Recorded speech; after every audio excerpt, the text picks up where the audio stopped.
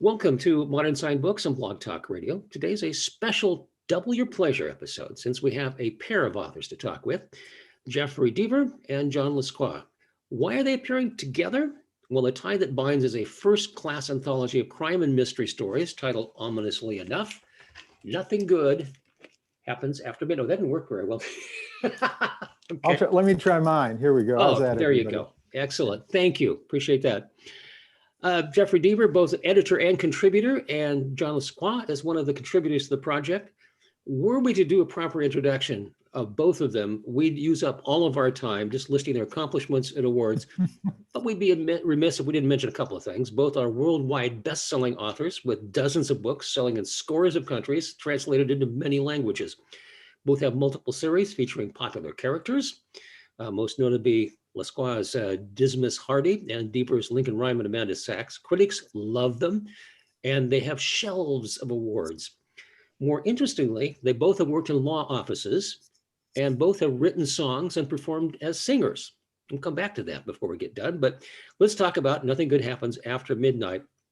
Now, the subtitle is a suspense magazine anthology, which implies the stories originally appeared in the magazine, but I note several authors using the Nothing Good Happens After Midnight as a line in their stories. So I'm curious, Mr. Editor, were all of them written in the magazine originally, or were some written just for this anthology? Oh, no. I believe they were all, and John, you correct me if I'm wrong on this, but I believe they were all written originals for this this anthology.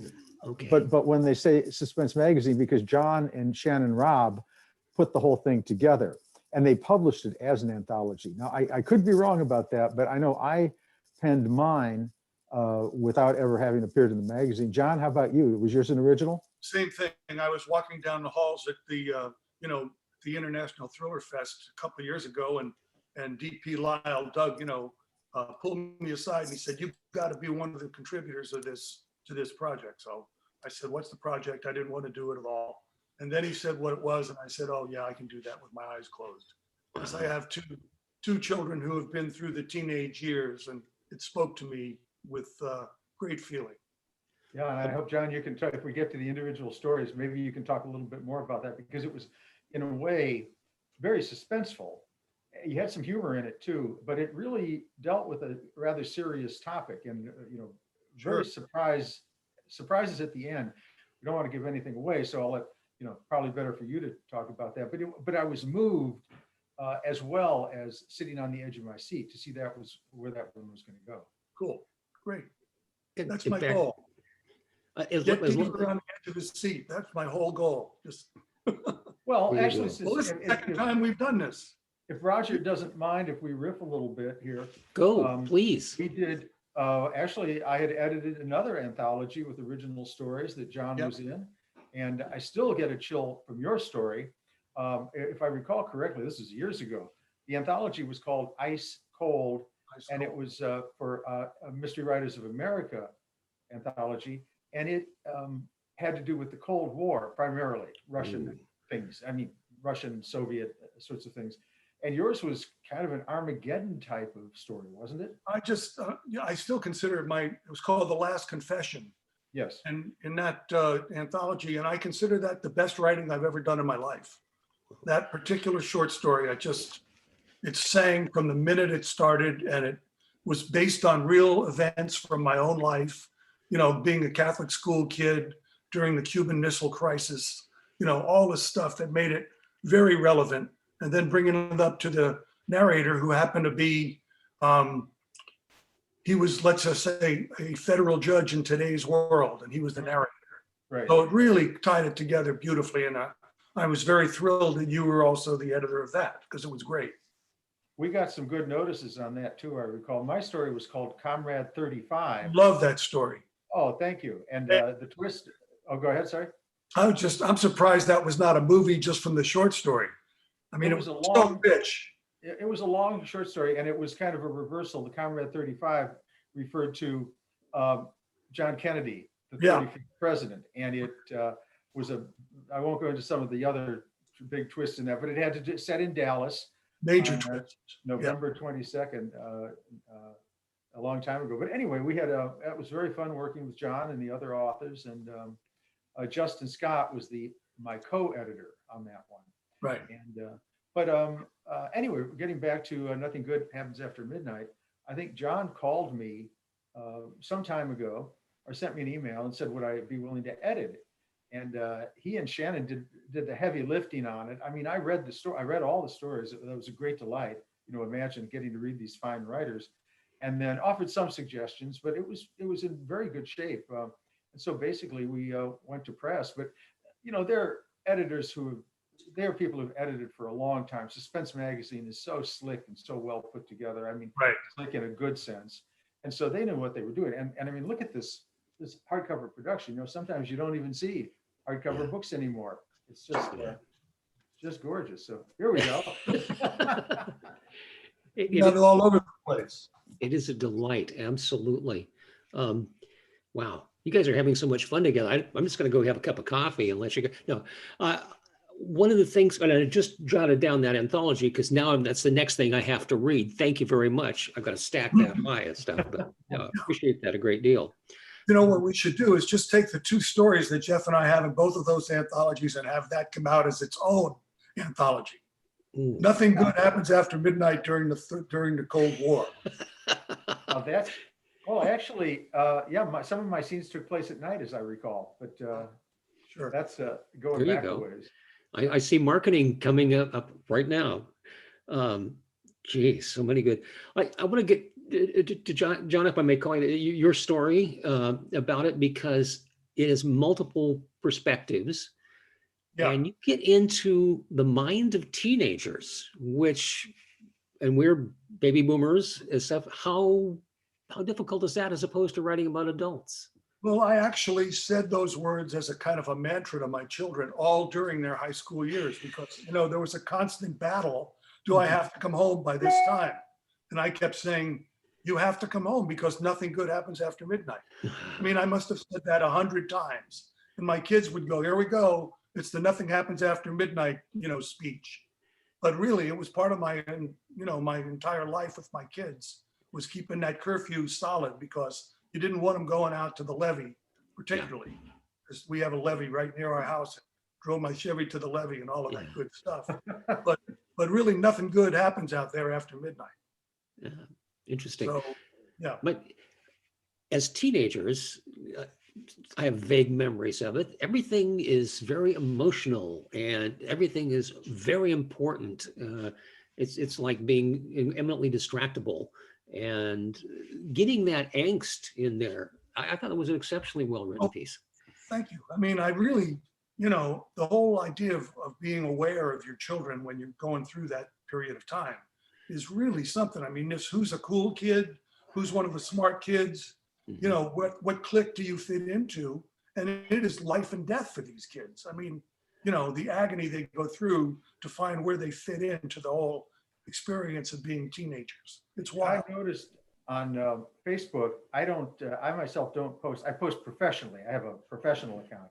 I have a personal account too, but I don't post things. Certainly, I don't get into politics or anything controversial. But I have noticed, for some reason, the algorithm has said, "Oh, Jeff, I must have clicked on one of these prank videos at some time, at some point, and like somebody rigs a park bench to fall over or something like that."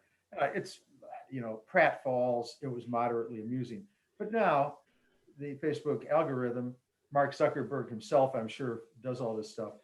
Said, "Oh, Jeff looked at a prank video." And so now I get prank videos, and some of them are, nobody's really hurt, but I guess, there's the show Jackass. I think you've seen that. Oh gosh, disgusting show. It's terrible, just awful. But the, pranks along those lines. But John, pranks figure in your story. That's true. It's a clue for me to say something, but I'm not sure I want to give it away. Well, no, don't give any first away. No. It's, it really is the whole thing about children who are not yet adults, are trying to fit in and do things that are truly, I remember the first morning I went out where our own front magnolia tree had been toilet papered. And you hear about that and you look at it as you drive by other people's houses and you go, what a goofy thing. And then when it happens to you, you go, God, I feel remarkably violated by this for some reason. It loses the whole tone of a prank and all of that stuff. It's very much a serious trespassing endeavor. And I found it very difficult to deal with when it happened to me. I went, this isn't right. This is like, half a truckload full of toilet paper on my, on my front lawn. And I don't really think that that's why my son wants to get up and be thrilled by that in the morning. Well, it is a crime. I mean, we know from our legal days that it doesn't take a lot to commit a crime. The phrase assault and battery. Sure. Assault is not actually touching somebody. Assault is making them afraid. So Right. if I were to go like this to somebody, I've just committed assault. Battery is the actual touching. And Sure. touching can be throwing a marshmallow at somebody. So if Right. you go like this with a marshmallow and hit them with a marshmallow, that's a crime. A waste of a good marshmallow too. You know what? There's a new anthology, The Marshmallow Capers. We're cooking, John. We've got some good ideas coming up. We here. do. We're good. I'll tell you. Well, You can't roast a marshmallow after midnight. No, I think maybe I'll leave that to the next. You can't roast a marshmallow during the Cold War after midnight. Right. Yeah. Well, that reminds me, some time years ago, somebody talked about a couple of authors were getting together trying to figure out what this particular editor liked. And they knew he liked stories about Lincoln and about doctors and about dogs. So they actually wrote a story about Lincoln's doctor's dog and submitted it. He didn't publish it though. Perfect. Yeah, so I like that. Let's talk about your story. And from the title, now, I mentioned that both of you worked in law offices. You were, maybe still are. Are you practicing a lawyer anymore, or? No. Okay. I'm a recovering attorney. I'm not an attorney at all. I've never been to law school, never wanted to be an attorney. How I started writing legal thrillers, I have no idea. But I understand you did work in a law office for a while I worked 7 years as a word processor. Look at these fingers. They are good typists. Yep. Dancing on the keyboard. Back in the day when law offices had word processing departments, I was with a firm called Pettit and Martin in Los Angeles. And that's the firm actually that got shot up in San Francisco, literally shot up about 2 months after I left. Yes. Oh my God, I remember that, John. Yes, that was my firm. That was a So scary. my job though was just typing up, papers and getting them filed in time. Well, as an aside, and I guess Roger doesn't mind if we digress a little bit. No, I was a journalist for some years, and I learned to touch type, which has been a lifesaver for me. Because when I write, my technique is I do an outline. Maybe we should chat about technique if you like. Absolutely. I'm an outliner. For a novel, I'll spend 8 months or outlining and organizing. So the outlines are like 100 pages long. Now that's really writing the book too. And there are many wonderful authors who don't do that and they can produce brilliant books. I just need that organization. But I look at my outline. It's like here, Coulter Shaw discovers a clue in a cabin. And that's all my outline says. And I have to figure that out. So I close my eyes literally and then just picture the scene as if I were watching a movie. And if I'm lucky, I'll come up with what that clue is. I may not. Mm-hmm. Have to move on to a different scene. But the touch typing has been a lifesaver for me. And John, how do you, have we ever talked? Maybe we have. I don't think we have, but I don't do that at all. I'm a complete, as they call us, a pantser. It's a seat in the pants. I just sit down and I start typing on the blank page. And hopefully things come together. Sometimes they don't, but most of the time they have. And so I've just learned to trust that. And it's weird. It's living a little bit on the edge, but I think that might add to some of the suspense of the book, whether or not it's ever going to get written. Well, and Lee Child does an outline. Most famous pantser of all, right? Yeah. Stephen King doesn't. George R.R. Martin doesn't. And if those guys keep at it, someday they'll be successful. I think so. just a wee bit. But anyway, I'm sorry, Roger, you were asking me a question, I believe. Oh, I was going to, the title of your contribution here would lead us to expect a courtroom thriller, and there's certainly that, but that's not the real focus of it. And it's a very different, actually, one of the things I should mention is that there are several stories in there that have a tinge of the supernatural about them. Well, And that's nice. I'll tell you how this came about. I've written my first novel actually was a horror book, a Stephen King kind of horror book. And I've always had an interest in the occult. I don't mean me personally. I don't believe in ghosts and goblins and tarot cards. I'm too much of a rationalist for that. But I do like the way they scare the hell out of readers if you handle it right. Sometimes it's incredible. You know, you get to or unbelievable. You get to the final climactic scene, and it just turns out that they find the tome, the Gothic tome, the big book of incantations. And just as the goblins are about to get them, they flip through and they suddenly realize that this token they had found, you put on page 666 or something, and then it all goes away. Well, that doesn't really scare people. But what I wanted to do was come up with an idea that first of all, was not midnight as in the time. And I should mention that my story has to do with what I call a piece of music called the Midnight Sonata. It was can I just cut in here? Sure, please. So unexpected and so brilliant, really. It's one of my favorite of your short stories. Oh, thank you, John. Thank you. I mean it. It was just, I was reading that going, how is this fitting in exactly? And then, I mean, the end is just mind-boggling. So, Well, thank you. And I have, it's got some big twists in it, but all I'll say is that the midnight I'm referring to after midnight is not the time, but something that happens after the Midnight Sonata is played. Because sometimes I just like to do things differently and, be a little contrary. And so, but I also like to work in the occult frame, work in law, work in legal things, work in real grounding. Because, if you're killed by a zombie, it's still a crime. Or a witch puts a spell on you. That's a crime. That's assault and battery. Now that I think about it. that's right. So I wanted to work in the defense of somebody who had committed a crime in the story, but throw that occult side to it. And I'm sure our viewers are completely perplexed, and maybe in an insidious way, I've forced them to buy the anthology. Now they've got to go buy it. That's it. Deaver is talking about. So What is it? What's interesting is as I was reading that, I had to echo, Tess Gerritsen did a book called Playing with Fire, which finds an old piece of violin music in a shop in Italy that isn't there when she goes back, and things happen when the music is played. And I thought that was an interesting kind of echo of that. Yeah, I wasn't aware of that. Yeah, the idea just occurred to me. I mean, I don't think, John, you and I have ever played music together. I think I did that thing at ITW where I did the pastiche of Dylan songs. Yes. I got up and sang, let's see, what was it? Let's see.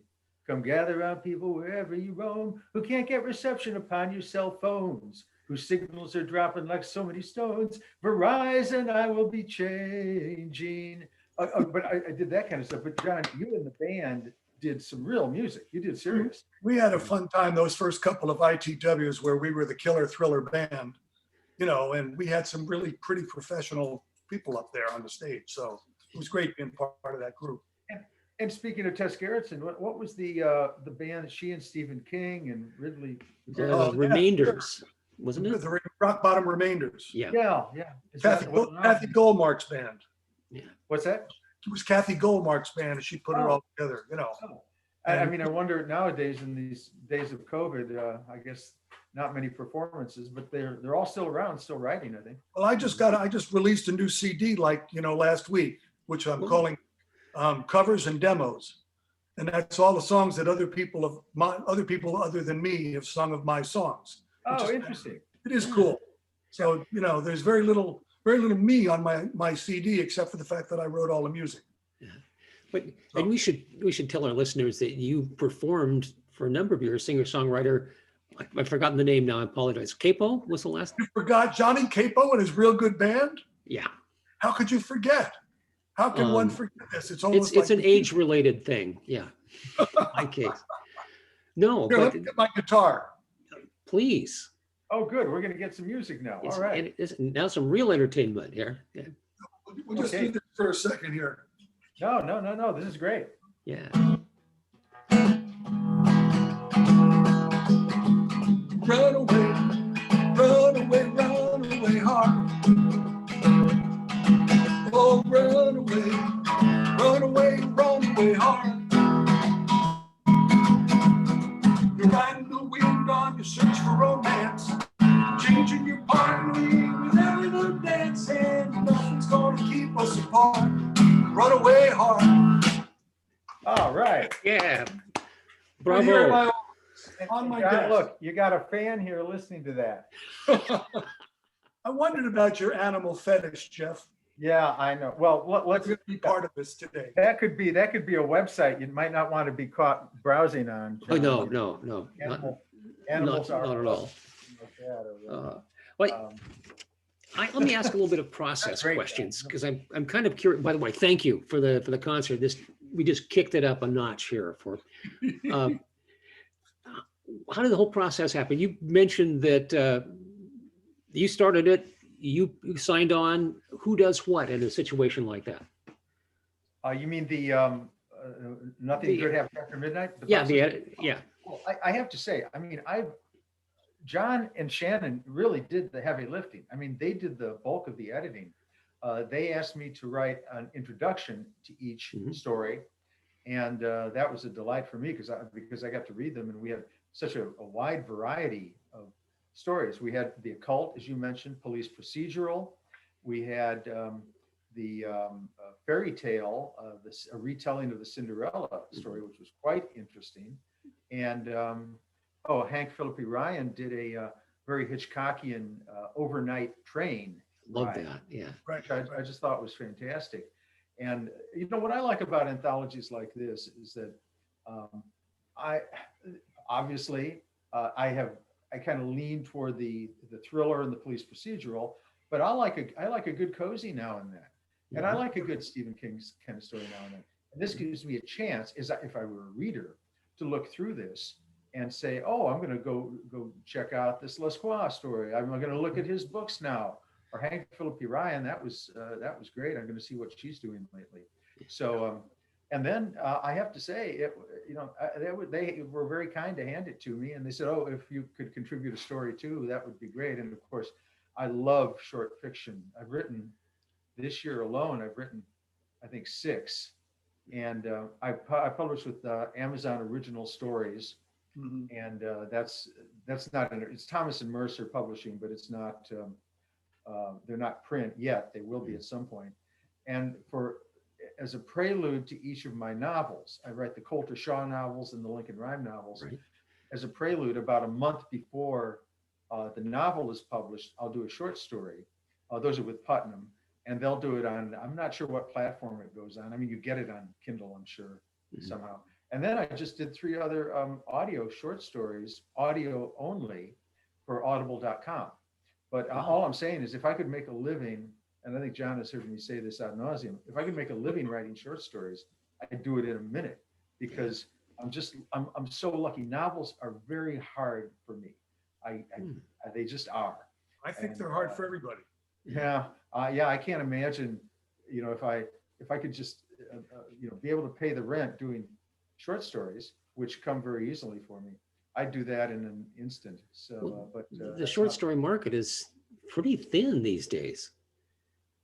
Yeah, it is. I mean, they have the anthologies. I've done 3 collections of my own, and I have 2 more collections ready to go. But those are prior published stories. But some of them have been published, like original in Italian newspaper or a British publisher or something like that. So are they original stories? Well, not exactly, but for the English-speaking market, they are. And so I'd like to get those going. But again, I do it.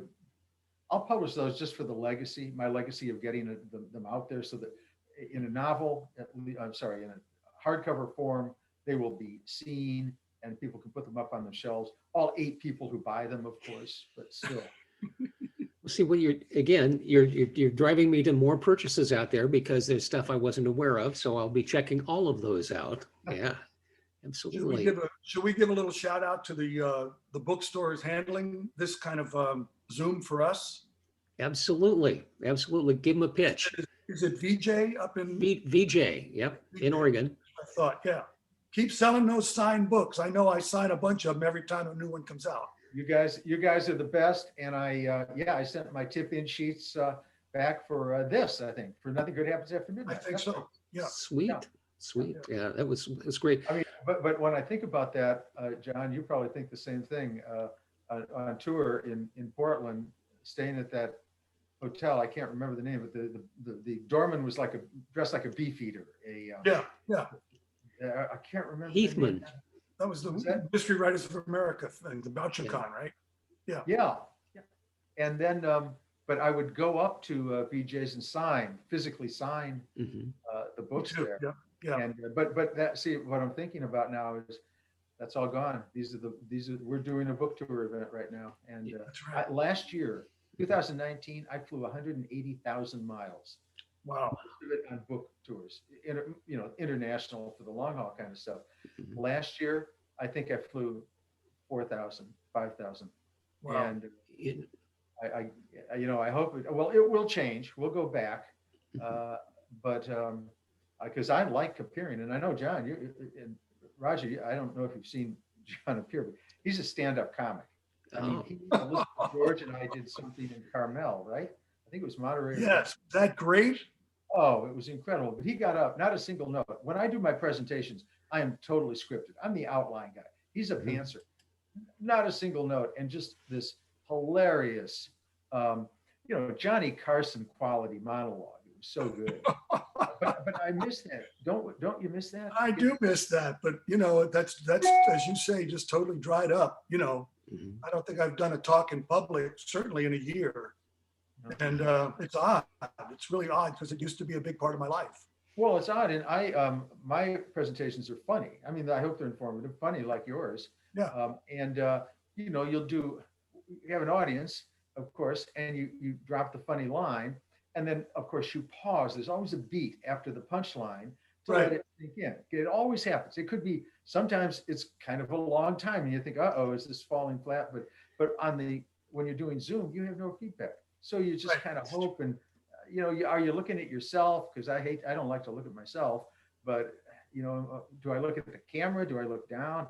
It's just, yeah, exactly. So I miss it. I really want to get back into it, but I think it's going to be quite late in the year before we get back to normal. Oh, absolutely. Yeah, I'm sad to say that I think you're right, but I do have a book coming out late in the year. So Uh-huh. there'll be something to wait for and see if it can happen. Cross our fingers for. Let me ask you this: with more people at home with more time, are you selling more or less because they can't get to stores, but they can download if they want to do ebooks?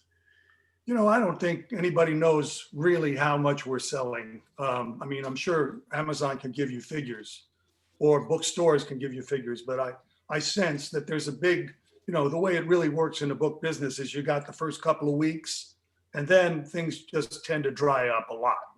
Yeah. And so if you don't have the tour going when the book comes out and all of those things that have to be, Mhm. very carefully orchestrated, then it just doesn't work. So it's hard to say what's going to happen in the future because they've got to recalibrate how it all plays out.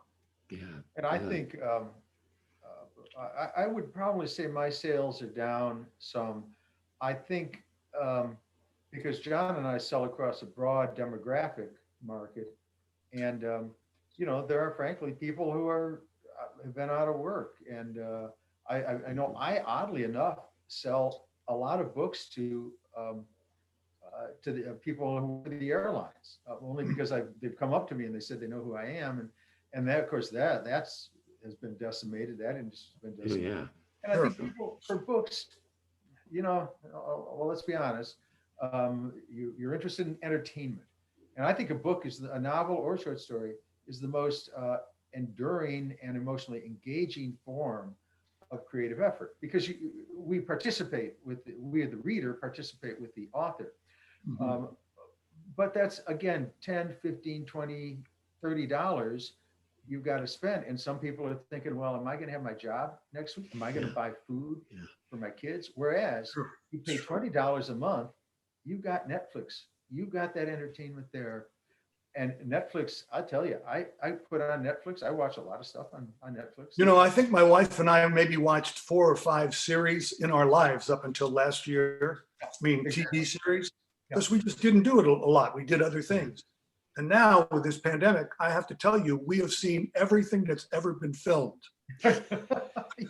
Binge watching. And sometimes we've seen it twice. It's just, and now you're down to that series that Buster Keaton did in the 1930s. that was pretty damn good, I'll tell you. Wow. So you guys are an awfully good humor for as long as we've been in this. I appreciate that. Well, you know, you better keep your spirits up because, you know, everything else is conspiring to bring your spirits down. So, I mean, we almost do, my wife and I do a little mantra every morning, like, you know, fist pump, and we're into it. We're holding out in the pandemic. So, you know, that's what we're doing. Cool. No, I mean, I look at it as I believe President Biden said, this is war. And, you know, I was born in 1950. So that was and my father was a flyer in the Second World War. So I, like a lot of kids at that age, when I was in my, you know, 10, 11, 12, oh, a little earlier than that too, I was fascinated with World War II. It was just, I had all the little green plastic soldiers, and I had the outform uniforms, and I had the guns that actually looked like real guns. And now we have, of course, the problem with so much gun violence that I probably would have been shot if I walked downtown with my gun nowadays. But hey, what did your father do in World War II, Jeff? Was he a bombardier navigator or a pilot? No, or he was a turret gunner on an aircraft called an A-20. It was a 2 or 3 man attack aircraft, and he I'll tell the story. He wanted to be a pilot, but he didn't have depth perception, and there's a test apparently, so he couldn't see the runway. I mean, he could see the runway, but he didn't know how far it was from the runway. But they flew missions over after D-Day over occupied France as the Germans were pulling back, and they would shoot up marshalling yards, drop bombs on marshalling yards. And the Luftwaffe was gone by then. This is late in the war, but they had the 88s, the flat guns, and a flat gun got him. And the pilot who passed away in this incident, the other gunner and my father bailed out at like 300 feet, which is pretty low. And he broke his ankles, but it was over Free France at that point. So, well, you know what, I got to tell you, it's so interesting. I didn't know this about you or you about me. My father was a bombardier navigator and a POW in Japan.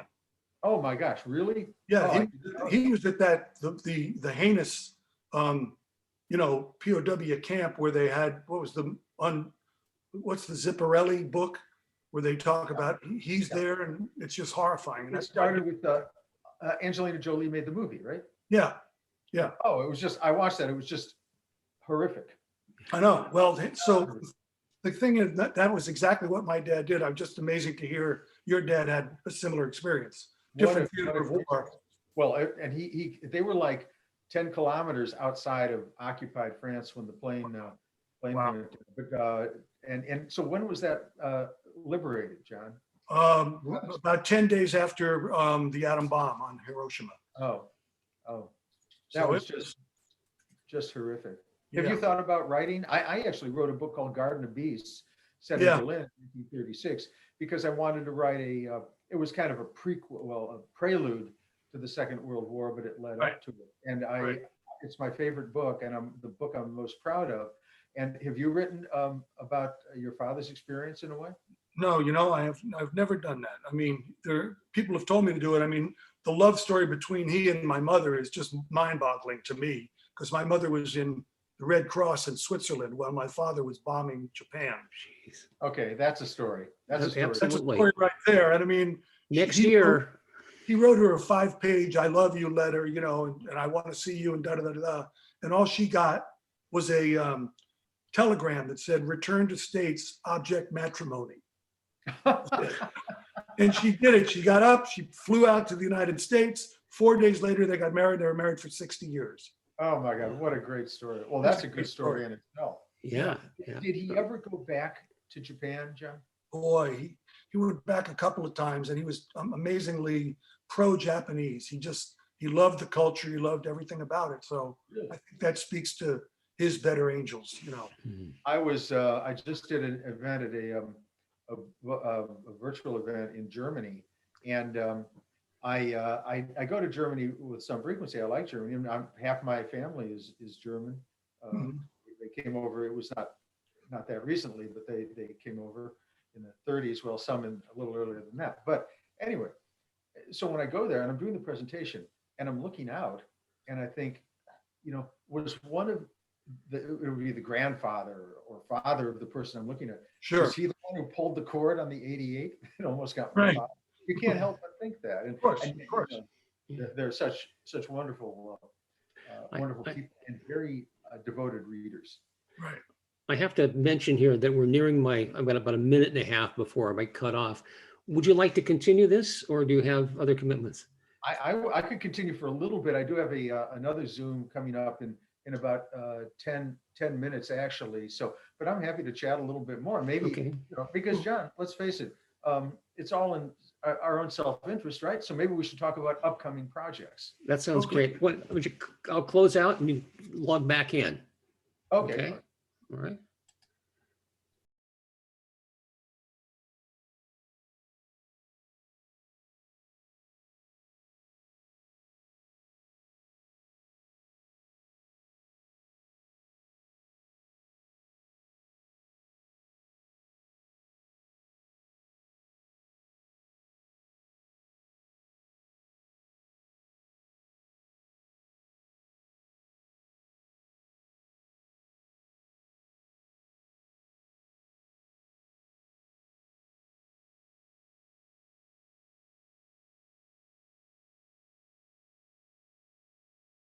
Forgotten that features my character Coulter Shaw, and that's the prelude to my Coulter Shaw book in May, The Final Twist.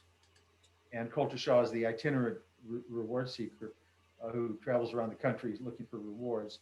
And then in September, a Lincoln Rhyme short story, as yet unnamed, a prelude to my Lincoln Rhyme book that will be out in November, called The Midnight Lock. So that's it. As you can see, I have all this free time the last year, and now, damn it, I want to get out and start living life again. So next year, 2022, you're not going to see anything from me probably. Yeah, You'll it's be been a on a little, tour. yeah, I picked the wrong year to take a sabbatical. I decided last year to take a sabbatical because I'd written, I think, 26 books in 26 years. And I Wow. said, I'm going to give it a rest. So I gave it a rest, and I finally just couldn't stand living with myself all along. So I sat down and I wrote another Dismas Hardy, Abe Glitsky novel. Oh, But excellent. that doesn't come out until next November. It's called The Missing Piece. And we're just doing things like copy editing right now. So that's what I'm doing, kind of day-to-day work as a novelist. All right. All right. Music? Are you working on some new? You said you got a new CD coming out, but you have any originally you're working on? New stuff. I just wrote a song for my son's wedding. He's getting married in October. Oh, congratulations. I just did that in the last couple of weeks, and I'm really thrilled with it. So I can't wait to sing it for these guys. All right. And, That's pretty much what I'm doing. It's kind of low key. and Jeff, I know you've written songs before. You think of that? Well, when I wanted to be a singer-songwriter, I mean, I like, Dylan was my God, Paul Simon, another God, Mhm. Joni Mitchell, and Richard Thompson, people, I was really into folk music. I like the words, but singer-songwriter, notice the two components to that career. The songwriter, I have written, I wrote an album for my book XO. I wrote Yeah. the lyrics in about a week. 30 songs. That was like nothing. But that I just learned that it was not going to be me. So you have a great voice and a lot of musical ability too. I could finger Merle Travis finger picking, that kind of stuff. Wow. But I just didn't have the voice, didn't have the musical quality. And so But I do forth. know So, that if you go on YouTube You'll I still find, strongly- I'm sorry, I did find a video on YouTube of you singing one of the songs from that. Very Yeah, poorly just- recorded, I'm sorry, but I was going to put it on for you, but I thought, no, we won't do that. Oh, hold on. Let me see how much have I got here, Roger. Come on. How much can I give you to destroy that? Get some BMI money. No, that's Yeah, exactly. Oh, yeah. But it's amazing what you can find on YouTube these days. Here, Jeff Deaver and John Lescroart are going to sing the opening verse right now. Go. Let's go. To what? Oh, yeah, that part. I am just a poor boy, and my story is seldom told. Oh, I life's surrendered my resistance, pocket full of such promises. All lies and jest, still a man hears what he wants to hear. Disregards the rest. La, la, la, la. La, la, la, Thank you. All There right. it is. We ought to show up on YouTube tomorrow. Without rehearsal, how's that? Amazing, amazing. Hold on, Now, it's wait a interesting. minute. Go ahead. Paul Simon's calling. Oh, I oh, want my song back. hello, Paul. How are you?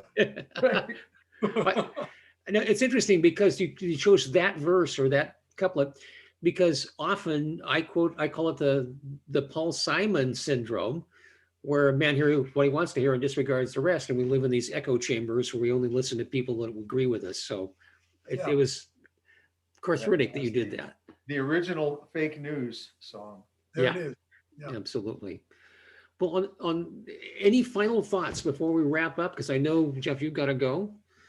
I do. Yes. No, I would simply say to your viewers, you will be delighted with this book. It was a joy to edit, a joy to write the story. I think I speak for all the authors when I say that I like them put a lot into what they did. These are just top-notch stories, and I have to say I've been reading and writing short fiction for 40 years now, and this is just the top of the top. So pick it up and enjoy it. Here, here. All right. Yeah, great to see you, Roger. Great to meet Thank you you. Nice to meet you. We'll look forward to talking to you next year when you write that story about your folks. Okay, perfect. All right. Take Okay, care. John, as always, a pleasure. Roger, thank you again, and you take bet. care now. All right. care. Okay, bye-bye.